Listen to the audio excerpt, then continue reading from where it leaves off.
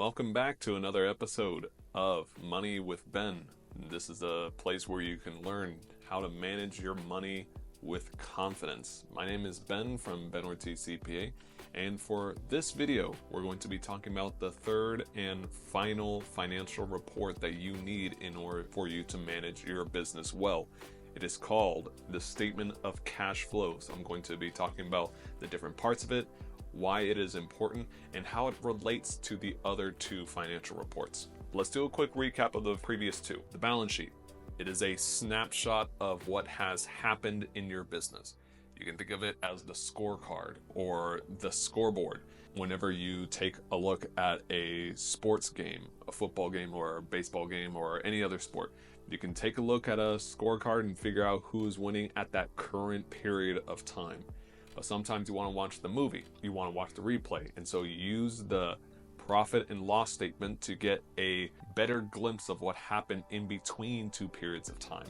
And we talked about how the profit and loss report should be an accrual basis. The profit and loss report should be telling you not just what came in and what is going out, but what will come in and what will go out in regards to your money and your income and expenses. But we also talked about how each of these reports has their weaknesses. For example, the balance sheet, it can't tell you what has happened in between a period of time. It can only tell you what happened at one point of time, as of one specific date. And the profit and loss, while it is an important measurement to understand what will or what will not be coming into your company or will be going out of the company, you need something that's going to tell you what has happened, the present or the past. This works with both. You need a report that tells you what is going on with your cash. What did happen with your cash? Not what will happen to your cash, that's what the profit and loss report is, but what actually happened with your cash. And we use the statement of cash flows or cash flow statement. Either one, it's interchangeable. If you hear me interchange them, that's the reason why. It's the exact same thing. So the primary difference between a statement of cash flows and a profit and loss statement or P&L is that the cash flow statement is fact. It's not theoretical. It's not the future. It is fact. It is the present. It is the past. What has happened. And this is an important measurement to have because even though we want to know the future, we also need to know the past and the present. The way that you create the statement of cash flows is basically just taking your profit and loss statement and converting it so you remove all the things that have to do with the future, so you're only with the present. And this is another reason why we don't use the profit and loss statement on a cash basis, because the profit and loss statement on a cash basis is only one portion of what the statement of cash flows is and what it does. The statement of cash flows not only provides you with the profit and loss on a cash basis, but it also shows you how cash was affected in everything. Even if it didn't have to do with operating your business, how it affected you with everything. This is why we call it the statement of cash flows. We want to see how all the cash flowed everywhere. A cash basis profit and loss statement does not do that. It only shows one portion. So the statement of cash flows is broken into three distinct parts: the cash flow from operations, cash flow by investing activities, and cash flows from financing activities. And there's a distinct difference between each one. When we're coming to cash flow from operating activities, this is the profit and loss from a cash basis. And depending on how the cash flow statement is created, for the most part, the way that it's created, especially if you look at the corporations that are on the stock exchange, if you just pull up the reports, the way that they create the cash flow from operating activities, that portion, is that they simply take the net income, which what we talked about before in the previous video, it is all of your earned revenue minus all of your expenses that you incurred for a certain period of time. It takes that income that's future oriented and through a process of elimination removes all of the things that have to do with the future. And the end result is called cash flow from operating activities.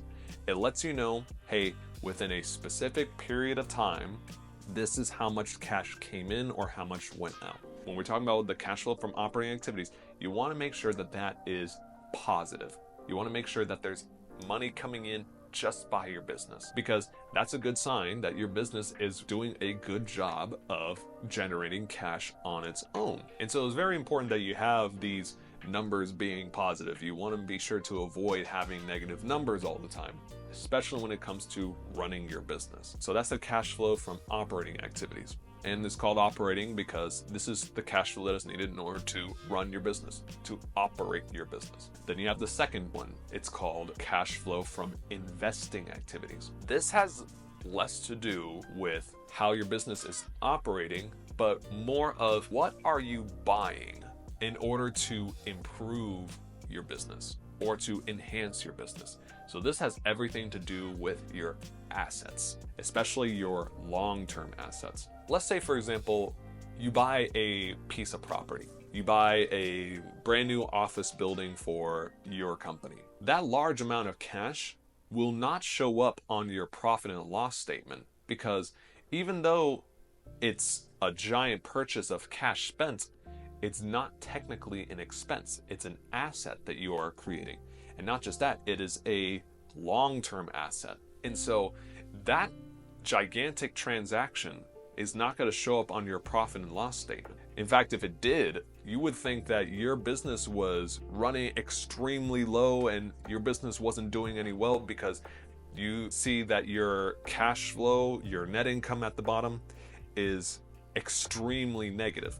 But we have to separate the money that you're making from just doing your business and the money that you are spending in order to buy assets to enhance your business. That's why we call it investing activities. You're buying assets to help invest into your company.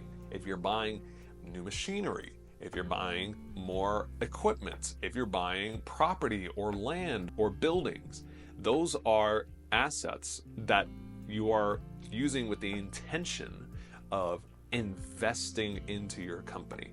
It is good to have that listed separately from the cash that you are getting or losing from your operations. Typically, this number ends up being negative for the most part, and that's okay, because if you're buying assets in order to improve your company, then the hope is that these assets that you purchased with your cash are actually going to increase your cash flow from operations. And then you have the last portion, which is cash flow from financing activities. Financing activities is the idea of, all right, I have a business, maybe it's just starting, maybe it's in need of some extra cash, and right now the current operations isn't cutting it just yet. You need a way to finance your company. You need a way to get money for your company so that you can run your company. This is where we have accumulation of debt, and this is also where you're having your personal investments or equity investment or equity financing. If you ever heard of equity financing, that's what it is. You're either using your own money or you're using someone else's money who is maybe partnering with you or is joining the cause, and they're giving you money in order to finance your company. That's equity financing.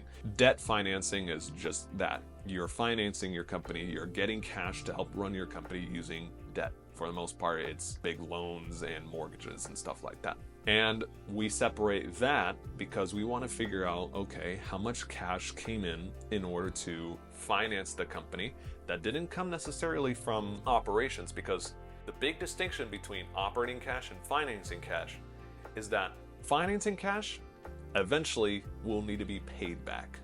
Like, for example, if you get $100,000 in debt, you just got $100,000 in cash, but you need to pay that $100,000 back, and with interest, unfortunately. You have to pay that back eventually. It's important to distinguish that between, once again, your operating cash and your financing cash. And this number can go up or down. It can be positive or negative typically.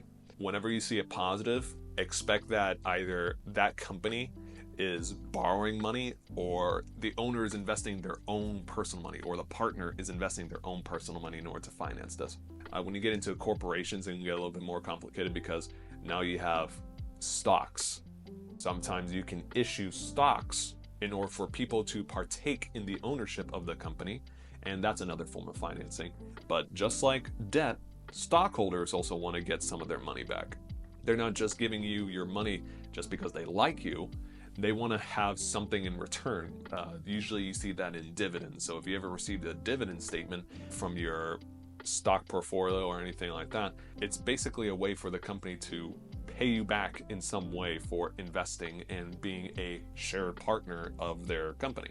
That's basically what it is. So this can be up or down. If you see it go up, it means that they brought in cash in order to pay that financing. If you see it go down, it means that they're paying off debt, which is a good thing, or they're reimbursing those investors, which is also a good thing. It means the owner, like you, they're getting money back. They're taking money from the company so that way they can use it for their personal needs. That can be good or bad depending on what you use the money for. So that can be a positive or negative. Generally, when you have a statement of cash flows, you want your cash from operating activities to be positive. The cash from investing activities is typically going to be negative. If it's going to be negative, you just want to make sure that negative number is not bigger than the positive number, cash flow from operations. And then you have your financing. It's okay to have it go up and down, but just make sure that you see it go down sometimes. So that way you're showing that that debt is being paid off, is not being stalled, or that money is being taken from the company. So that way the owners can partake of the fruits of their labor. And so this statement of cash flows, after you take the operations, investments, and the financing, and you add them all together, you get your overall cash flow. And you want that to be going up. You want that number to be as big as possible because we all want cash. That's one of the reasons why we start the company in the first place. We start the company because we're trying to get more cash. We're trying to accumulate more money. We're trying to build more wealth. And the way you do that is with cash. If you don't have cash, your company is going to die. It's like oxygen. Without cash, your company can't breathe. And so the more oxygen, the more financial oxygen you're bringing into the company, the more your company is going to breathe and be alive and can do things that it couldn't have done before. In fact, one of the reasons why companies fail is because of cash. That's the number one reason why companies fail. Lack of cash and the inability to manage the cash that comes in. So the cash flow statement is very important because it lets you see the differences of how cash is coming in. If you just looked at the balance sheet and you know cash is going up, we can say to ourselves, okay, that seems right. But if you look at the cash flow statement, now you can see, oh wait, the only reason cash went up is because we sold an investment. We got cash out of that, or we brought in some debt. Sometimes those can be not so great things. And so that's what the cash flow statement is able to provide us with. So now I hope you have received an understanding of these three financial statements: the balance sheet, the profit and loss statement, and the statement of cash flows. And what I'm going to be doing later on in future videos is showing you the relationship between them.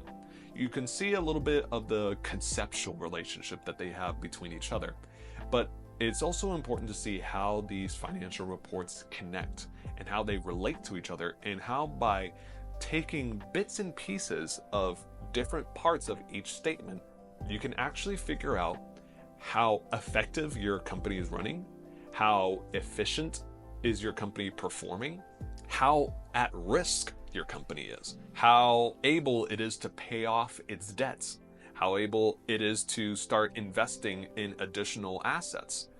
All these different ways of determining relationships. And the most important one is the ability to figure out what is working good in your company and what is working bad in your company. What is not being managed so well? What are some holes that need to be patched up? These three financial statements are going to be able to help you with that. There are different ways to analyze these financial statements. You can use trends, which is the pattern through time of how things are growing or shrinking. You can use comparisons. You can compare these numbers on these statements to other numbers in the statements. One of the most common ones is a common size financial statement. We'll continue with that in another video. And then you have ratios, and you have ratios that can tell you how well your company is performing. And there's a lot of ratios out there. I want to talk about the fundamental ones that every business owner ought to know. But I hope you achieved an understanding of these financial statements, and we'll be talking about later how they relate to each other and how you can use them to manage your money with confidence. But until then, this has been Money with Ben. My name is Ben Ortiz from Ben Ortiz CPA, and I will see you in the next video.